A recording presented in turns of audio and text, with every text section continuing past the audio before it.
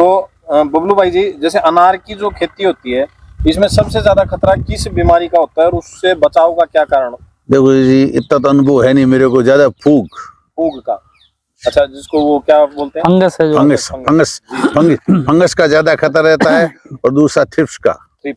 तो इन दोनों के बचाव के क्या क्या यूज? देखो, हमने डॉक्टर रखा है, डॉक्टर साहब जो कहते हैं वो ट्रीटमेंट हम करते हैं। अच्छा, जो डॉक्टर दवाई बताते हैं प्रिस्क्राइब उसका ट्रीटमेंट हम करते हैं। बाकी तो कोई ऐसे, अभी तो आप भी आते डॉक्टर हो गए होगे जी, कई सालों से कर रहे हो, तो कोई एक दो दवाई का नाम बता सकते हो जी? ये वाली ज्यादा नहीं जी, हमारा नाम तो डॉक्टर साहब मैं तो याद नहीं रहता। मतलब ये सोल्ट ज्यादा यूज होता है ऐसे? नहीं, ऐसा वो कंडीशन देखनी पड़ती है कई बार। हर जैसे बार थ्रिप्स के लिए बहुत हर बार नहीं चेंज तो नहीं होते, जैसे भी हर साल बीमारी तो वही आनी है जी। ये थोड़ी भी एक साल अलग जाएगी, अगले साल दूसरी बीमारी आएगी। अब थ्रिप्स है तो हर साल वही थ्रिप्स आती है। अब थ्रिप्स के लिए बहुत सारी कंपनियों की है, सब दवाइयाँ सब कंपनियां बनाती है। जैसे अभी आपने बोला था ऑर्गेनिक में है, तो ऑर्गेनिक में बायो बहुत सारी दवाई है थ्रिप्स के लिए, वो हम यूज करते हैं मतलब। अच्छा। और एक जो फंगस है ना, वो कंट्रोल नहीं होती मतलब बायो में, उसके लिए हमें केमिकल के स्प्रे लेने ही पड़ते हैं मतलब। अच्छा, फंगस के लिए। अच्छा बबलू जी, जैसे कटिंग होती है, एक तो फल की होती है और एक अनार की भी कटिंग करते हैं अपन, जो उसमें वो थोड़ी उसमें क्या कांटे वगैरह नहीं लगे। हाँ जी। जैसे हवा चलती है, तो इनका कोई टाइम होता है कि कैसे, मतलब किस तरीके से की जाती है और उसको क्यों किया जाता है? नहीं, वो तो फ्रूट में कांटे नहीं लगे, वो जहाँ कांटा लगेगा वो फ्रूट वहां से दागी हो जाएगा। अच्छा जी, पंचर हो जाएगा वो। हाँ, तो इसलिए उसको काट क्वालिटी बनाने के लिए जी जी।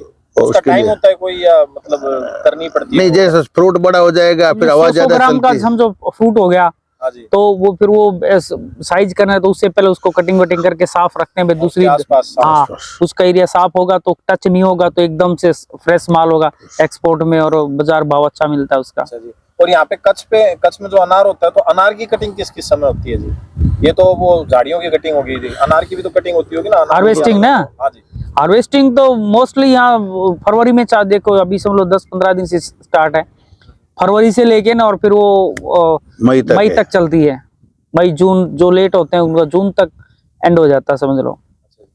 तो मैं ये पूछना चाहूंगा जी, अनार की खेती आप काफी साल से कर रहे हो, तो नए किसान जो अभी कोई हो, तो उसको अनार की खेती करनी चाहिए या नहीं करनी चाहिए? देखो जी, हम इसमें सलाह नहीं दे सकते साहब। क्यों? ये महंगी है खेती महंगी, और इसमें पेस्टिसाइड खूब यूज होता है, मतलब खर्चा बहुत ज्यादा है। पेस्टिसाइड और फर्टिलाइजर का बहुत खर्चा है, और आजकल लेबर की बहुत बड़ी प्रॉब्लम है।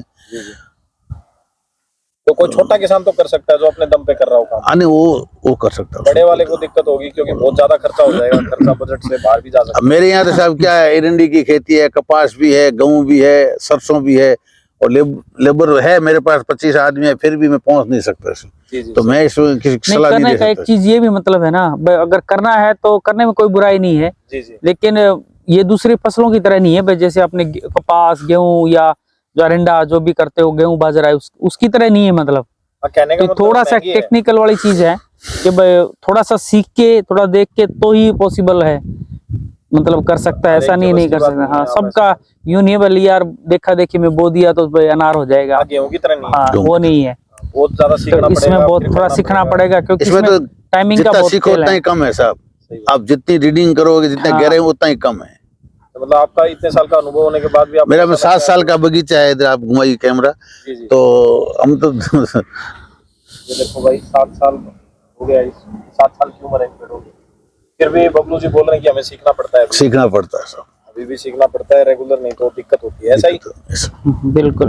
अच्छा, तो बबलू जी, जैसे कोई अभी आप 7 साल हो गए खेती करते हुए, तो टेक्निकल भी बहुत सारे बदलाव आए होंगे, मशीनें आई होंगी नई, तो उनका कुछ फायदा हुआ है पहले में और अभी में? नहीं, इसमें कोई दवा स्प्रे करने के लिए मशीनें जरूर आई टेक्निकल, बाकी कोई टेक्निकल नहीं सर। तो उससे समय वगैरह कुछ बचा, मेहनत या समय? बस वो उसमें लेबर ने ट्रैक्टर बीचों बीच चलता है, अपने आप वो स्प्रे हो जाती है, उसमें एक ड्राइवर चाहिए ट्रैक्टर। आपको क्या लगता है बबलू जी, कुछ बदलाव? नहीं, बदलाव तो अभी फिलहाल कुछ नहीं है। टेक्निकल 2-3 चीजें हैं। एक तो इन्होंने बताया बूंस जो स्प्रे है, ट्रैक्टर ऑटोमेटिक है, दवा पहले हाथ से छाटते थे पंप लेके, आदमी थे जो भी है, तो 15-16 लीटर वाला पंप था वो। फिर एक है अभी जो मतलब हार्वेस्टिंग के बाद जब देसी खाद डालते हैं ना अनार में, उसके लिए भी अभी ऑटोमेटिक ट्रॉलियां है ट्रैक्टर में, तो उसमें भी अभी मैन पावर की जरूरत नहीं है। तो वो भी, और ट्रैक्टर वाला आता है तो अपने आप लोडर से थोड़ा भर के, फायदा थोड़ा हुआ सा, हाँ, जैसे लेबर की शॉर्टेज है तो मशीनरी है तो उसका थोड़ा फायदा है। उसका फायदा हुआ।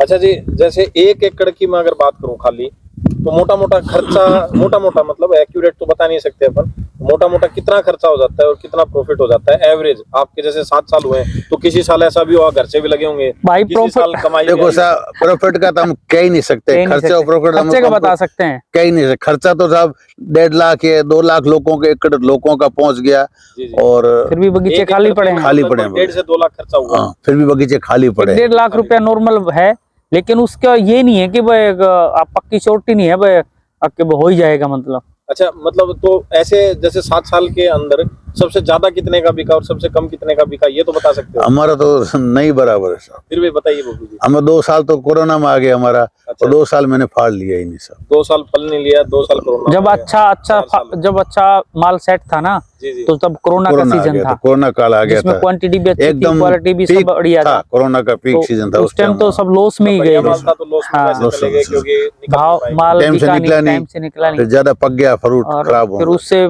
थोड़ा निराश होके छोड़ दिया था 2 साल 2 बगीचा, साल और मैंने अभी छोड़ साल दिया। लिया है, अभी फ्लावरिंग अच्छा, मतलब मैंने तो माल झाड़, अच्छा मेरे सेट हुआ। 7,000 सर थे, मैंने 6,000 झाड़ निकाल ही दिए, अच्छा, उस दुखी हो गए, दुखी होकर मैं निकाल दिए। जी जी। मतलब पहले कितने थे जी अपने मेरे पास 7,000 पौधे थे, उसमें से 6,000 निकाल 6,000 अभी निकाल 1000 रखे हैं। 1000 रखे मैंने। अच्छा, वो कोरोना से मतलब मन दुखी हो गया। और मन दुखी हो गया, फिर लेबर की प्रॉब्लम हो गई थी, जी जी। क्लाइमेट सूट नहीं बैठ रहा, बरसात ज्यादा हो रही है, 2-3 साल। मैक्सिमम कोई तो आपको साल याद होगा, उस साल सबसे ज्यादा भाव सबको मिला था, एवरेज सभी किसानों को ठीक ठाक मिला। अब देखो जी, हमारे को तो मिला ही नहीं। नहीं, भाव तो रहता ही है, भाव तो देखो, अब आज भाव की लोग कोई दिक्कत 130 नहीं। रुपए में सौदा हुआ है कल परसों जबलपुर में हमारे, अच्छा जी। और लोग मंडी में ले गए 140 रुपए लोगों का बिका है। अच्छा जी।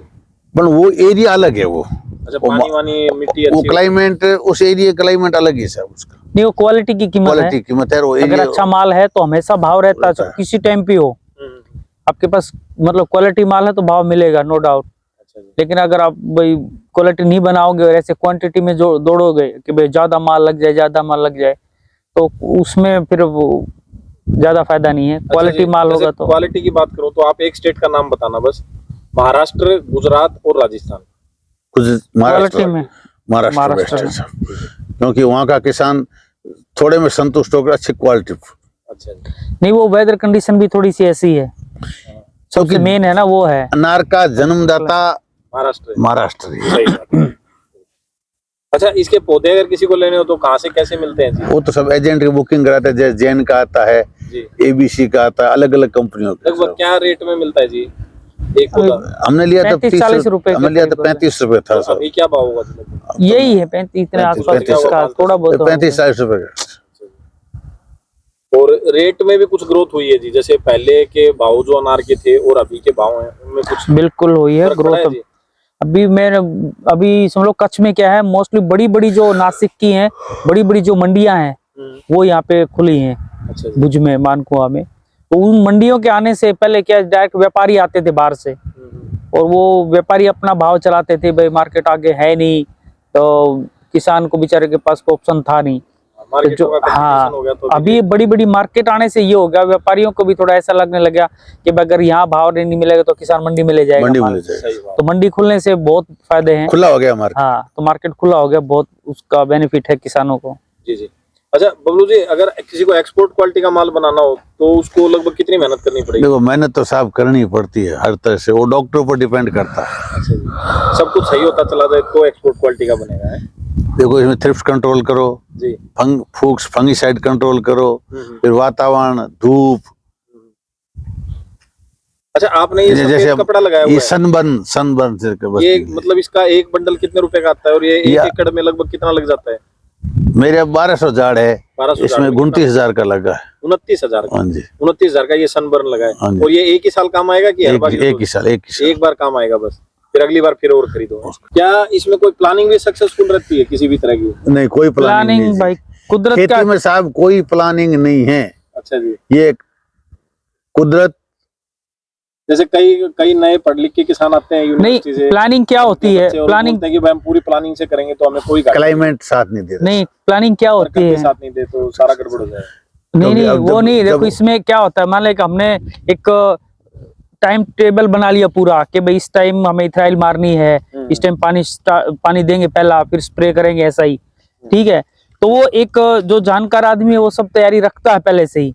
अब जिसको नॉलेज है ना, वो कंडीशन मान ले अचानक कोई कंडीशन बदल गई कि बारिश हो गई या ओस गिर गई या क्या हुआ, जानकार आदमी हो तो उसको चेंज करना पड़ेगा, वो तुरंत चेंज कर ले, नहीं यार अभी ये शेड्यूल है, ये नहीं होगा, इसको चेंज करो। अब जो नए किसान है वो इसलिए मरते हैं बेचारे, तो उनको पता नहीं होता कि क्योंकि भाई इसको क्या करें अब, फिर वो दौड़ते फिरेंगे दूसरे को, यार क्या करना चाहिए, अचानक ये हो गया। वो जो प्लानिंग जो है ना, वो जो जानकार है वो ही कर सकता है, उसको पता है भाई ये जैसे ही क्लाइमेट में कोई चेंज आया तो वो अपनी उसको पता है भाई ये शेड्यूल थोड़ा चेंज करना पड़ेगा, अब ये दवा काम नहीं करेगी, में ये दवा काम आएगी, तो वो प्लानिंग कर सकते हैं जानकार आदमी होगा तो। बाकी अदरवाइज खेती में तो अब कुदरत का भरोसे के सामने कोई प्लानिंग नहीं चलती। सही बात है। तो अच्छा जी, खाने के लिए क्या क्या और देते हो पेड़ों को जी? जैसे खाद में हो गई भाई, आपने एक तो फर्टिलाइजर में, और एक कितना क्या क्या खिलाते हो जी पेड़ों को? गोबर वाला खाद है, डीएपी है जी एमोनिया है जी, जैसे वो डॉक्टर हमारा कहेगा उस हिसाब से ट्रीटमेंट करते हैं। वो देसी सारे में जो आप रेगुलर में तो चलता है वो, उसकी बात कर रहा हूँ। वो तो बीमार हो गया या कुछ हो रहा है तो डॉक्टर बताएगा वो करेंगे। नहीं फिर ना उसको तो जितने न्यूट्रिशन चाहिए 15-16 टाइप के जो भी होते हैं वो सब देने पड़ते हैं। अच्छा जी। उसमें सल्फर है, मैग्नीशियम है, मैग्नीज है, बोरोन है, कैल्शियम है, ठीक है, और ये जो मेन तत्व तो है नाइट्रोजन, फास्फोरस, पोटास, ये सब देने ही पड़ते हैं। तो अब आप अनार जो है वो बेचते कहाँ पे हो जी? मंडियों में बेचते हो कि व्यापारी को देते हो सीधे? मोस्टली चॉइस तो ये रहती है कि भाई अगर वो खेत से सौदा हो जाए तो अच्छा व्यापार हो जाए। अच्छा जी। जब ऐसा लगे भाई भाव कम है और मंडी में तेज है तो मंडी में ले जाते हैं। ऐसा अभी मंडी में ले जाते अभी कोई फिक्स नहीं है अभी, मतलब इस साल तो कोई फिक्स है ही नहीं सर। अच्छा, इस साल दोनों चीजें हैं, व्यापारी भी घूम रहे हैं और मंडी में। अगर मंडी वाला रेट यहाँ मिल रहा है तो यहाँ दे देते हैं, लेकिन मंडी में क्या है कि अभी 1-2 मंडी अभी स्टार्ट हुई है कि कैश पेमेंट देती है, सेम डे में माल बिकता है, उसी दिन पैसा। तो दोस्तों, आशा करते हैं वीडियो में लगभग सारी जानकारी आ गई होगी। अगर आपका कोई भी और प्रश्न है तो आप हमें कमेंट कर सकते हैं, हम कोशिश करेंगे उसका भी उत्तर देने की। और धन्यवाद सुभाष जी और धन्यवाद बबलू जी, आपने हमें समय दिया, बहुत